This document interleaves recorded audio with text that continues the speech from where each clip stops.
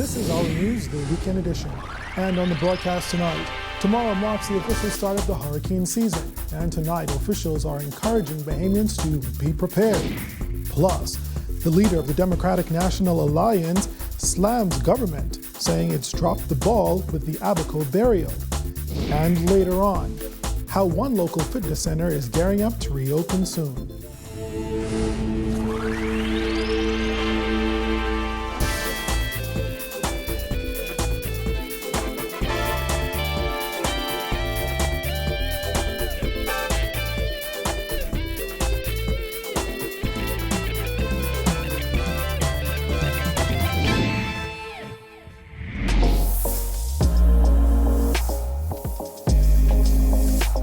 Our news is brought to you by Alive. Good evening, everyone. I'm Andrew Knowles, and thanks so much for joining us. Topping news tonight. It is probably one of the most anticipated starts of the hurricane season we've ever witnessed. 9 months after Hurricane Dorian set down in Abaco and Grand Bahama, unleashing the worst disaster in our history, set against the background of a global pandemic, the 2020 hurricane season begins tomorrow. The National Emergency Management Agency held a news conference today providing one of the most important updates related to preparations. The hurricane season brings with it the potential for another Dorian. That's according to forecasters who predict 16 to 18 named storms. Up to 9 have the potential for hurricanes, and at least 4 could be major storms of Category 3 or higher. Even before the official June 1st start, tropical storms Arthur and Bertha were formed. Disaster preparedness is everybody's business. That is, it is the responsibility of each and every one of us. Abaco and Grand Bahama are still pretty much in recovery mode. State Minister for Disaster Preparedness, Aram Lewis, gave the assurance that government is committed to rebuilding the $3 billion in hurricane damage into resilient communities. Moreover, I note the commitment of the government in rebuilding Abaco, the Abaco Keys, and Grand Bahama. Work in this regard is progressing steadily. We have studied the lessons of Dorian and note that strengthening our system and making them more resilient are key components of the policy efforts that are being led by my ministry. NEMA's Director, Captain Stephen Russell, outlined 5 basic steps in the National Disaster Plan once a hurricane alert is issued. NEMA will do its part in mitigating, preparing, responding, and coordinating all efforts through its emergency support function groupings, non-governmental organizations, local and international partners, to tackle this hurricane season and any disaster, natural or man-made. The COVID-19 pandemic has slowed preparations for the hurricane season, yet Acting Director at the Department of Local Government, Brenda Colebrook, says 23 districts are prepared. Shelters have been identified with social distancing measures in mind. Shelter management trainings are taking place. Communication systems are being tested. Persons with special needs are being documented, and evacuation routes are being mapped out. Even utilities like BPL and water and sewage are trying to get ahead of the game. We are prepared with respect to the response of a hurricane should one come our way this season. We've held our annual hurricane procedures meeting, and we would have reviewed various changes to that document, and that document is being circulated at BPL for us to be governed by should a storm impact us. The Water and Sewage Corporation is actively in preparation mode for the 2020 hurricane season. The COVID-19 pandemic has delayed our preparation efforts. However, the corporation shall remain its resolve of ensuring that we are ready to answer the call whenever the time comes. Well, ahead of the start of the hurricane season, shelter inspections are underway here in New Providence. Assistant Director at the Department of Social Services, Leonard Cargill, says work is being done on some of those shelters, taking into consideration social distancing protocols. Given the fact that we now have diminished capacity due to the COVID pandemic, we're looking at using all of the schools and classrooms throughout the Bahamas. And this should suffice in terms of shelters So that's what we plan to do. So I think that would be adequate. The process of inspecting hurricane shelters is an ongoing one, and Ministry of Works Representative Bradley King assured it is a task they take very seriously. If we deem that a building is not adequately sound, structured, otherwise, we will advise social services that it should not be included on the list. Which means, of course, that we may have to expand and look further afield.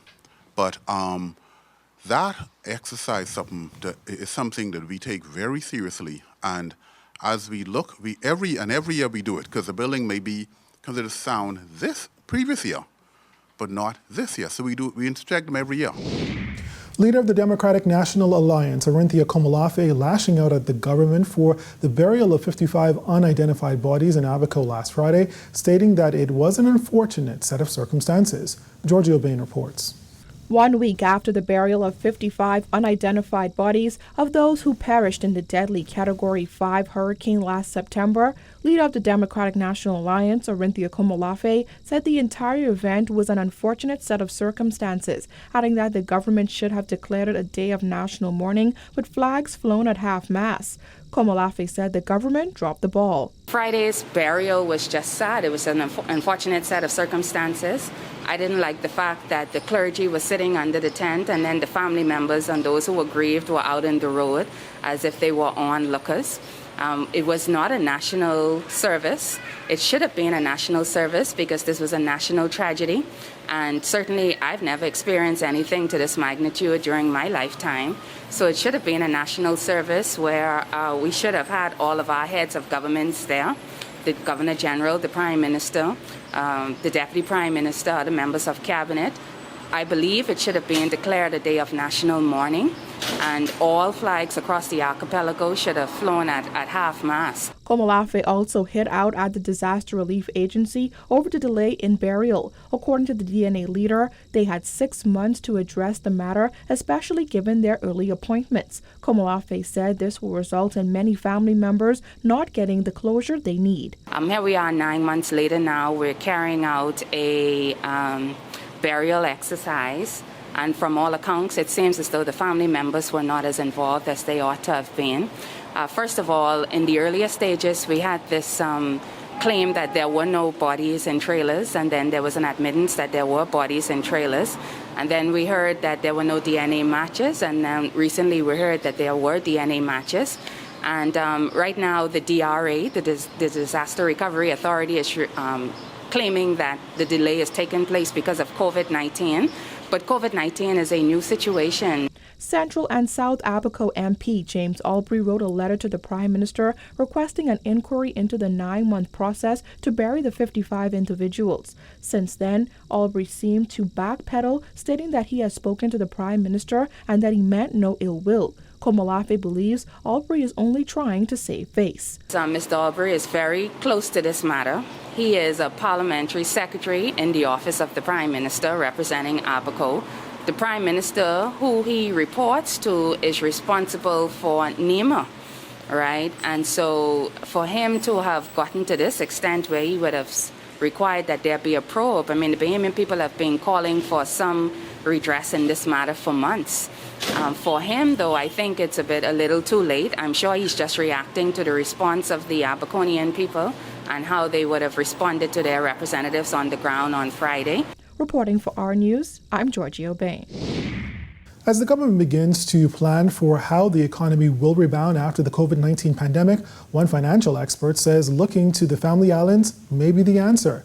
Gillian Gray Financial reports. expert Gowan Bowe said rebounding from the COVID-19 pandemic will take an investment in the future of the Bahamas, adding ultimately it will all boil down to how quickly the tourism industry can rebound. The thought process needs to have been up to this point in time around how do I look at getting that particular industry as quickly rebounded as possible. The investment in our immigration, custom and border patrol, if you will, the receiving facilities, because we know COVID is going to have changed our lives for better or for worse very significantly. And so making sure that we have the protocols, equipment, and procedures in place to make sure persons are comfortable and if you are confident in traveling into an environment that at the very least is doing all that it can to make it as safe as possible. Bo added that along with safety measures to keep tourists safe, infrastructure must be considered. He suggested that airports in the South be looked at for revitalization. Can Exuma be developed into a much larger operation so that it can accommodate all of the southern islands and the central islands in terms of shorter flights, and you may even introduce what I'm going to say the short haul flights with the smaller planes that will no longer need to be based out of New Providence. They can also be based out of something like that. It would require empirical evidence, right? It's not one that I can say to you absolutely today. Bo added that boutique hotels and Airbnbs can act as secluded getaways for guests. He said family islands that have not usually been promoted as tourism hotspots in the past can be a place of new revenue for the industry. Meanwhile, Grand Bahama, he said, is poised to bring significant revenue into the country. However, Bo warned it will take work. Grand Bahama is currently sitting in shambles, right? There's a wider conversation to be had, but ultimately I would start by saying if that is our industrial sector and our second city, then we need to have, if you will, the accommodation to allow what I'm going to say the developments that we have approved and spoken about to get the airlift in. And it currently stands it can't. And that may mean very tough and very hard negotiations with the current owners, but that's one where I would expect government to start, where it either takes ownership or it looks at an alternate site. Reporting for Our News Weekend, I'm Jillian Gray. Following the Prime Minister's announcement to ease lockdown restrictions, Independent MP Vaughn Miller says he feels government has been doing a good job with its handling of the COVID-19 pandemic. I would always prefer to err on the side of caution. And so the government has been doing a great job to date, particularly the former Minister of Health, and I commended him. I think the Bahamian people at large were very supportive of him, felt very comfortable with health being in his hands, and he seemed to be in his element. I referred to it like a fish in water. Prime Minister Dr. Hubert Minnis last week announced the country is now in phase 3 of the phased reopening of the economy. This allows for non-essential storefront businesses, operations with essential staff to open, limited educational operations, relaxed restrictions on weddings, funerals, and social gatherings, and the reopening of beaches and public parks with social distancing. Effective June 2nd, public parks and beaches on all islands except Bimini, Eleuthera, Exuma, Grand Bahama, Harbour Island, New Providence, and Paradise Island, and San Salvador will be opened. Senate MP Reese Chipman says while he feels the country is moving in the right direction to open the economy, he doesn't think things are moving fast enough. I do think that we could bring the restaurants and bars into the fold sooner than the 1st of July. However, for all intents and purposes, the government would have presented their case. We only look and hope for the best. Still ahead tonight, we speak with one lupus warrior about living with the disease during the global COVID-19 pandemic. Plus, how one local fitness center is gearing up to reopen soon. Those stories and more coming up.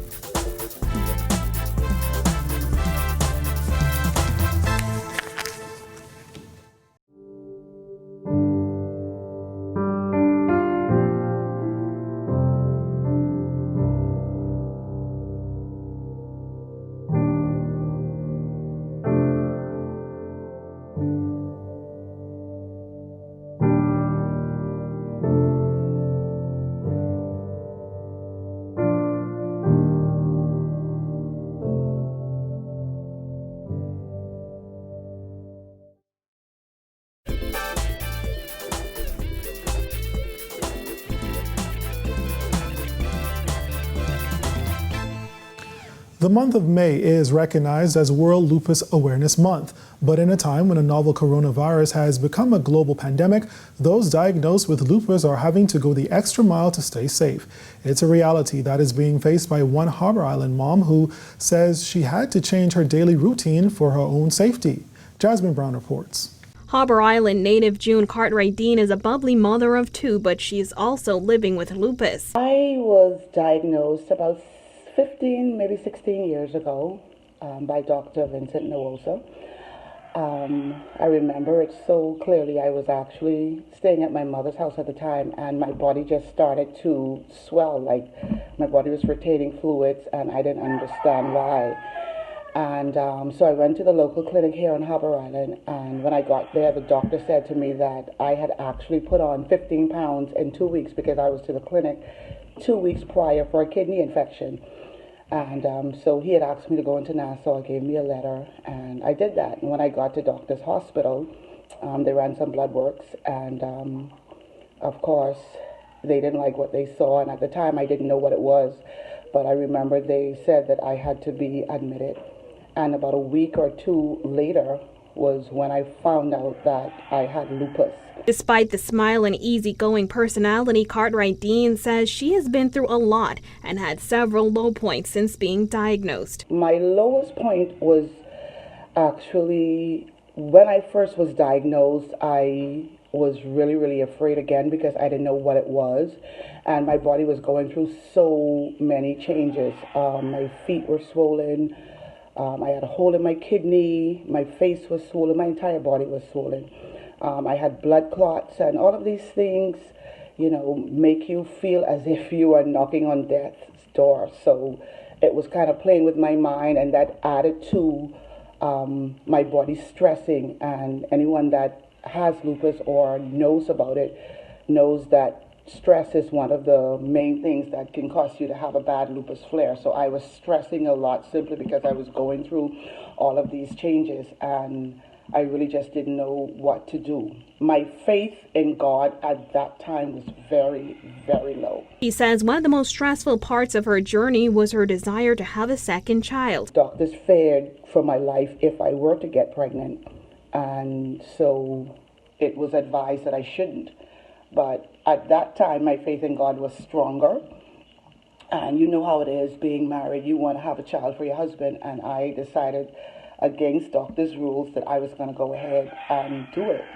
And it took a while, 4 years after so many times trying, and eventually it happened. I got pregnant. My baby, she's a miracle baby. This is the baby that doctors feared would be born with a hole in her heart because I am a lupus patient. And she was born healthy, completely healthy. She's actually going to be 6 in August. Her name is Amarakai, which is African, and it means grace of God. She's just a blessing. Now Cartwright Dean faces a new danger thanks to the global COVID-19 pandemic. Officials have warned those living with lupus should be extra cautious about their health in these times of COVID-19. Lupus is a chronic autoimmune condition in which the immune system attacks its own tissues, weakening the body. Experts say because lupus patients are put on immune-suppressing medications, they will be at a higher risk of contracting infections such as coronavirus, especially in cases of old age and other comorbidities. But the mom of two says she is ready to face the challenge head on, and she encouraged others like her to not live in fear. I don't believe anything is a death sentence. I don't care what it is that you have. As long as you have life, there is hope. And there are many days when you're going to have your bad days, but your good days are always going to outweigh your bad days. Reporting for our News, I'm Jasmine Brown. As the government continues to relax restrictions under the emergency orders, local businesses are continuing their preparation for whenever they're allowed to open. Our Kyle Joaquin visited a local fitness center where the owner said they've adjusted quite well. The first and most important thing that we're going to implement is taking everybody's temperature at the door. We're going to actually have a physical log every day, and we're going to know who's coming into the studio, when they're coming into the studio, and we're going to take their temperature before they come into the door. Energy Fitness along Soldier Road has always been a small group training studio where the classes doesn't exceed 8 people. Owner and lead trainer Regina Smith said with all the changes coming as a result of COVID-19, they've made classes smaller or even one-on-one and have adjusted to conducting more online programs. And our clients seem to like that, and it's growing and expanding. So as far as like the hardcore machines, like the reformer classes here, so we're going to offer this as a semi-private or one-on-one personal training session, having no more than 2 people and 1 trainer in the studio at a time. And that really helps us to control, who's coming into the studio, and it also helps us to, kind of track. Actually, it helps us to cut down on contact. In fitness, there's usually a lot of movement and sweating, but at Energy, the sessions incorporate more yoga and Pilates. And while some gyms will require members to wear face masks, Smith said Energy Fitness has taken a different route: face shields. We figured like that would be a better route to go with our clients, and then the instructors have to cue a lot, and we talk a lot during our class to focus on alignment and things like that. So we want the clients to be able to effectively hear our cues, and so the face shields kind of allow for that. Everybody coming into the studio has to wear fully hand covered gloves. So everybody has to wear gloves. Everybody has to wear socks. So we do sell the Pilates, yoga, and bar socks, or people can just wear regular socks. There's no shoes allowed in the studio. Everybody's gonna have like a little cubby hole area where they can store their tennis shoes, their water bottles, and their keys. And then one of the other things is we're gonna leave a break in between each session, like 30 minutes or so, and that provides us enough time to open up the studio, air out the studio, and then also to, more importantly, sanitize the machines. Also, these are like foam handles, so we'll make these personalized as well. We've also looked into getting vinyl covers for these, so we can clean them individually after each client. While the pandemic may have crippled some businesses and forced them to shut down, Smith said for her fitness studio it's actually been quite the opposite. Business has gone up. I mean, like, there are classes in our studio now that we're considering, they've done so well that we're just considering keeping them online. And so, but you know, we always move with our core clients and what works best for them. And so, you know, we'll kind of like we'll take it 1 month at a time. But like for right now, it has been working online. For Our News, I'm Kyle Joaquin. When our news, the weekend edition, comes back from the break, acts of kindness continue to spread amid the COVID-19 pandemic. And later, we take a look at the most memorable quotes of the week. So stay tuned.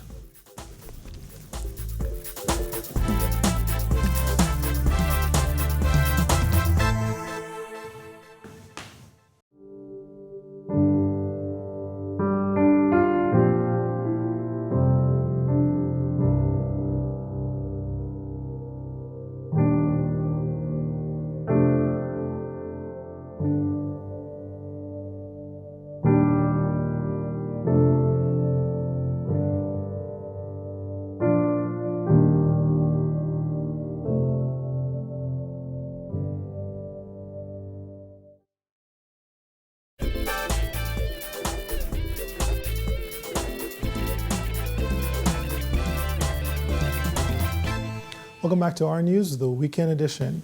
A community supermarket teamed up with a local foundation to give back to Bahamians in need. Jared Higgs tells us more. What do you do when many of your neighbors are in need? I think a lot of times we take it for granted. If you're the Blue Ribbon Foundation, you try your best to assist. We also wanted to help our brothers and sisters during this COVID-19 times. The Blue Ribbon Foundation was started at the end of 2019 in honor of Minerva Kemp. The foundation's mission is to help fight childhood leukemia, but the need from the pandemic was too much to ignore for the fledgling group. Its spokesperson, Nikki Bowe, admits that the foundation was motivated by the stories of people in need aired by Our News. We're a new foundation, and really this is among one of our first community initiatives. The foundation teamed up with Courtesy Supermarket, a community food store serving the Carmichael area for nearly 3 decades. On Thursday, the team shopped for a young woman who recently delivered a baby and is having a tough time recovering. It hit home for Bo, who also gave birth a few weeks ago. We're going to be providing 20 families with $50 vouchers, so that's $1,000. Courtesy is matching that amount in grocery coupons, and another $1,000 will go to the Salvation Army. The store's manager, Philia Benaby, says the Courtesy team usually works with local churches and is always happy to help. We have been in the community for the past 29 years, and growing in the community and being embedded in the community, we've actually seen the needs and the trends for the persons, and even though we don't always publicize our efforts, we just want to let people know that we care, we're here, and as long as we can be a blessing to others, we will. Reporting for Our News, I'm Jared Higgs. Find out the most memorable quotes of the week. That's coming up when Our News, the weekend edition, returns.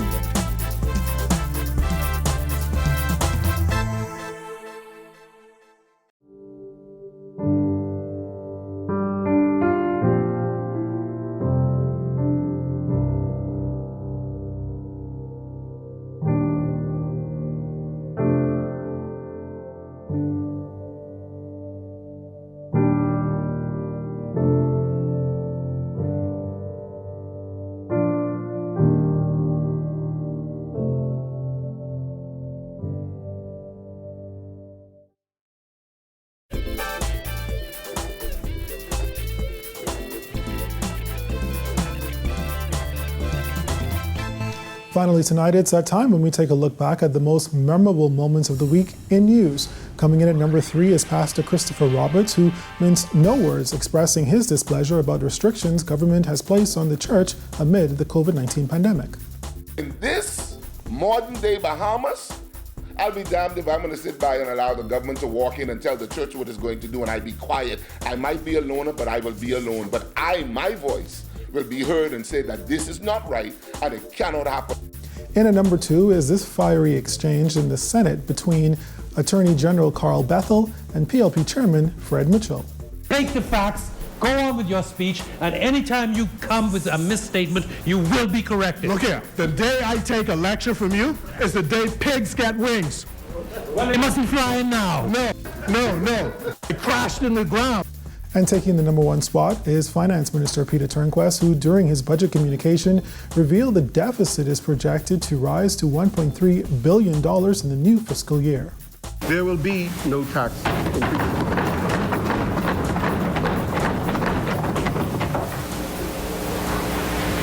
While there may be reductions in headcount due to retirements and expiring contracts for consultants and services, there will be no public sector layoff.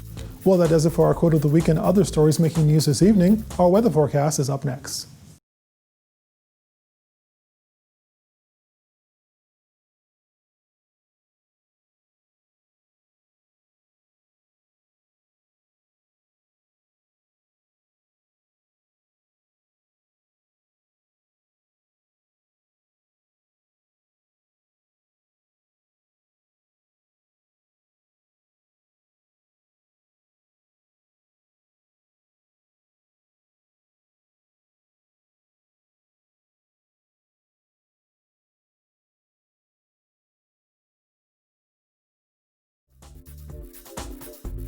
And that's our news, the weekend edition for this Sunday. I'm Andrew Knowles. For all of us here at Our News, thanks so much for watching. Let's remember to be safe and look out for each other.